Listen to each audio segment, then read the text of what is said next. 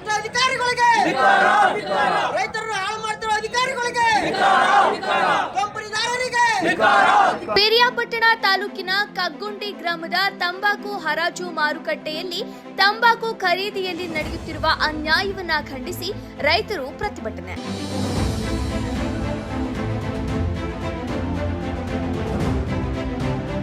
ಶೇಕಡಾ 28% ಜಿಎಸ್ಟಿ ಇದ್ದ ರೈತರ ತಂಬಾಕಿಗೆ ಶೇಕಡಾ 40% ಏರಿಸಿದ್ದು, ಜೊತೆಗೆ ಎಕ್ಸೈಜ್ ಡ್ಯೂಟಿ ಎಂದು ಶೇಕಡಾ 18% ವಿಧಿಸಿದ್ದು, ತಂಬಾಕು ಬೆಲೆ ಕುಸಿತದಿಂದ ನಷ್ಟಗೊಂಡು ರೈತರಿಗೆ ಆಗಿರುವ ಗಾಯದ ಮೇಲೆ ಮತ್ತಷ್ಟು ಬರೆ ಎಳೆದಿದ್ದಾರೆ ಎಂದು ದೂರಿದರು. ಈ ಬೀಜ ನೋಡಿದ್ರೆ ನೀವು ರೈತರು ಹೇಳ್ತಾರೆ ನಾವು ಚಿನ್ನ ಬೇಕಾದ್ರೆ ಕೊಂಡ್ಕೊಬಹುದು, ಬೀಜ ಕೊಂಡ್ಕೊಳ್ಳೋದು ರೇಟ್ ಅನ್ನ ಫಿಕ್ಸ್ ಮಾಡುವಂತ ಕೆಲಸವನ್ನ ಇವರು ಮಾಡ್ತಾವೆ.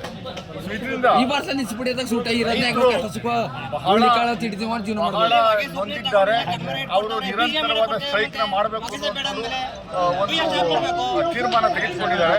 ನಂತರ ಮಾತನಾಡಿದ ಲಕ್ಷ್ಮಣ್ ಲೇವಡಿ ಅವರು, ಆಂಧ್ರ ಪ್ರದೇಶದಲ್ಲಿ ಪ್ರತಿ ಕೆಜಿಗೆ 472 ರೂಪಾಯಿಗಳನ್ನ ತಂಬಾಕು ಖರೀದಿ ಕಂಪನಿಗಳು ಮತ್ತು ಅಧಿಕಾರಿಗಳು ನೀಡಿದ್ದು, ಕರ್ನಾಟಕ ರಾಜ್ಯದ ಅದರಲ್ಲೂ ಪಿರಿಯಾಪಟ್ಟಣ ಮತ್ತು ಹುಣಸೂರು ಭಾಗದಲ್ಲಿ ಬೆಳೆಯುವಂತಹ ಪ್ರಪಂಚದಲ್ಲಿ ಉತ್ತಮ ಗುಣಮಟ್ಟದ ತಂಬಾಕು ಎಂದು ಪ್ರಸಿದ್ಧವಾಗಿದ್ರೂ ಸಹ ಕೆಜಿಗೆ ಕೇವಲ 280 ರೂಪಾಯಿಗಳನ್ನ ನೀಡಲಾಗುತ್ತಿದೆ. ಇಲ್ಲಿನ ತಂಬಾಕು ಮಂಡಳಿ ಮತ್ತು ಕೆಲವು ಖಾಸಗಿ ಕಂಪನಿಗಳ ಹೊಂದಾಣಿಕೆಯಿಂದ ರಾಜ್ಯದ ರೈತರಿಗೆ ಭಾರಿ ಅನ್ಯಾಯ ಮಾಡುತ್ತಿದ್ದು, ಇದರಲ್ಲಿ ಕೇಂದ್ರ ಸರ್ಕಾರದ ಧೋರಣೆ ಎದ್ದು ಕಾಣುತ್ತಿದೆ ಎಂದರು. ಈ ಸಂದರ್ಭದಲ್ಲಿ ರೈತ ಮುಖಂಡರಾದ ಶ್ರೀನಿವಾಸ್, ಪುಟ್ಟರಾಜ್, ಶಫಿ ಸೇರಿದಂತೆ ನೂರಾರು ರೈತರು ಹಾಜರಿದ್ದರು. ಆಂಧ್ರ ಪ್ರದೇಶದಲ್ಲಿ ನಿನ್ನೆ ದಿವಸ ಹರಾಜಾಗಿರುವಂಥದ್ದು 472 ರೂಪಾಯಿ ಹೋಗಿದೆ. ಒಂದು ಕೆಜಿ 472 ರೂಪಾಯಿ ಹರಾಜು ಮಾಡಿದ್ದಾರೆ. ನಮ್ಮ ರಾಜ್ಯದಲ್ಲಿ ಪಿರಿಯಾಪಟ್ಟಣದಲ್ಲಿ, ಹುಣಸೂರಲ್ಲಿ ಬರೀ 260 ರೂಪಾಯಿ ಅಲ್ಲ, 260 ರೂಪಾಯಿ, 250 ರೂಪಾಯಿ ಹೋಗ್ತಾ ಇದೆ. ಅಂದರೆ 170 ರೂಪಾಯಿ ಡಿಫರೆನ್ಸ್ ನಾವು ಇಲ್ಲಿಗೆ ಕಾಣ್ತಾ ಇದ್ದೀವಿ.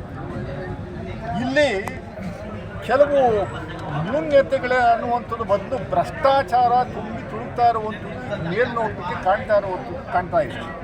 ಟೊಬ್ಯಾಕೊ ಮಂಡಳಿ, ಟೊಬ್ಯಾಕೊ ಬೆಳೆಗಾರರು ಮಾರುವಂಥದ್ದು, ಮಾರಾಟ ಮಾಡ್ತಾ ಇರುವಂಥ ಹೊಗೆ ಸೊಪ್ಪು, ಆ ಮಂಡಳಿ ಎಲ್ಲ ಸಂಪೂರ್ಣವಾಗಿ ಕೇಂದ್ರ ಸರ್ಕಾರದ ವ್ಯಾಪ್ತಿಗೆ ಬರುವಂಥದ್ದು.